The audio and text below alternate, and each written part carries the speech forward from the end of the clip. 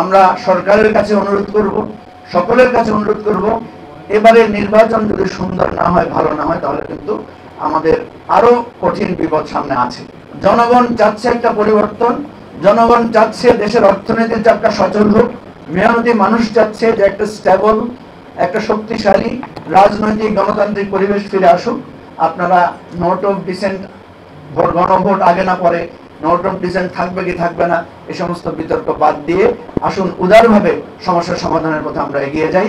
আঙ্গুল দিয়ে ঘি তোলেন বা যাই তোলেন, চামচ দিয়ে তোলেন, তাও ভালো আছে, কিন্তু এই ধরনের বিতর্ক এবং উত্তেজনাপূর্ণ বক্তব্য দিয়ে পরিবেশটা গড়াটো করবেন না।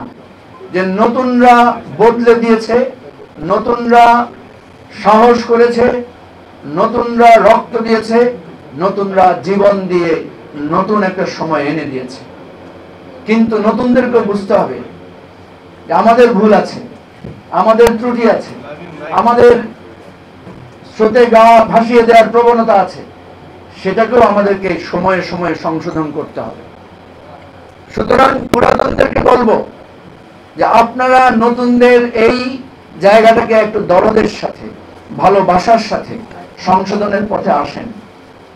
যদি সংশোধনের পথে, ভালোবাসার পথে নতুনদেরকে আমরা ধারণ করতে না পারি, তাহলে আখেরে আপনারাও ক্ষতিগ্রস্ত হবেন, নতুনদের স্বপ্নটাও ভঙ্গ হবে। আমি শেষ কথা হিসাবে বলতে চাই, যেখানেই যাই সেখানে সবাই জিজ্ঞেস করে যে ফেব্রুয়ারিতে নির্বাচন হবে কিনা। নিশ্চয়ই আপনাদেরকেও সেটা সবাই প্রশ্ন করে। আমি এর উত্তরে বলি যে নির্বাচন হবে। তারা জিজ্ঞেস করে কিভাবে বুঝলেন? আমি বলি যে দেখেন না, বিএনপির নেতারা সব মসজিদে যাচ্ছে, পীর সাহেবের দরবারে যাচ্ছে, হুজুরদের দোয়া নিতে নিতে বিভিন্ন মাদ্রাসা খানকায় যাচ্ছে। আবার একইভাবে জামাতকে দেখবেন যে মানে হিন্দু কমিউনিটির লোকদেরকে নিয়ে সমাবেশ করছে, ঢোল তবলা নিয়ে তাদেরকে ইসলামী আন্দোলনের দাওয়াত দিচ্ছে। সুতরাং অবশ্যই নির্বাচন হবে এবং ফেব্রুয়ারিতে নির্বাচন হবে। সংকট শুধু নির্বাচনটা শান্তিপূর্ণ, সুন্দরভাবে, সুশৃঙ্খলভাবে হবে কিনা, আমরা আমাদের ভোটাধিকার যথাযথভাবে প্রকাশ করতে দিতে পারবো কিনা।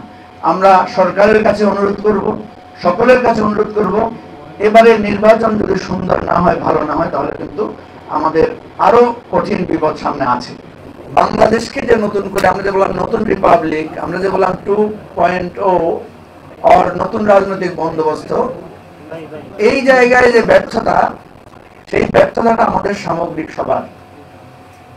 এখানে যদি আমি বলি বিপ্লবের নেতৃত্বের ব্যর্থতা আছে, এখানে যদি বলি আমরা যে যারা এই আন্দোলনের সাথে সম্পৃক্ত ছিলাম আমাদের ব্যর্থতা আছে, এখানে যদি বলি আমাদের আমলাতন্ত্র, আমাদের ডিপ স্টেট, আমাদের মিডিয়া, আমাদের বুদ্ধিজীবী মহল, আমরা যাদেরকে এই অন্তর্বর্তীকালীন সরকারে বসিয়েছি, তাদের পুরো দমেই এই ব্যর্থতাটা আছে।